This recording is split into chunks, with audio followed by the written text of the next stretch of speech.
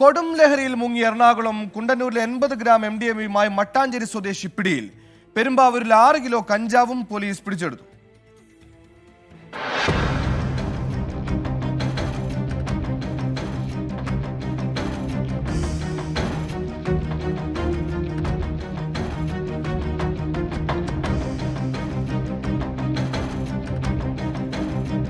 കഴിഞ്ഞ ആഴ്ചയാണ് കൊച്ചിയിൽ 1/2 കിലോ MDMA-യുമായി യുവാവിനെയും യുവതിയെയും പോലീസ് പിടികൂടിയത്. ഇതിനു പിന്നാലെയാണ് വീണ്ടും കുണ്ടന്നൂരിൽ നിന്നുള്ള രാസലഹരി അറസ്റ്റ്. മട്ടാഞ്ചേരി സ്വദേശി അഷറഫ് ഫാരിസിൽ നിന്ന് പിടിച്ചെടുത്തത് 80 ഗ്രാം MDMA. കൊച്ചിയിൽ MDMA വിൽപ്പന നടത്തുന്ന സംഘത്തിലെ പ്രധാനിയാണ് ഇയാൾ.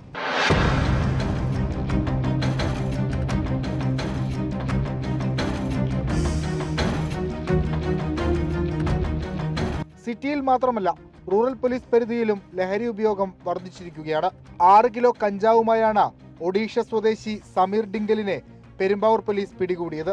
ഇതര സംസ്ഥാന തൊഴിലാളികൾക്കിടയിൽ ലഹരി കച്ചവടം നടത്തുന്നയാളെയാണ് സമീർ. ഒഡീഷയിൽ നിന്ന് ട്രെയിൻ മാർഗം കഞ്ചാവ് കടത്തിയാണ് വിൽപ്പന.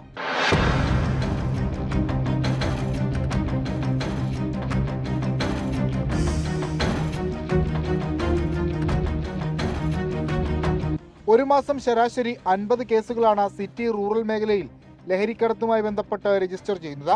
പരിശോധനകൾ കർശനമാക്കിയിട്ടുണ്ടെന്ന് പോലീസ് അവകാശപ്പെടുമ്പോഴും കണക്കുകൾ ഞെട്ടിപ്പിക്കുന്നതാണ്.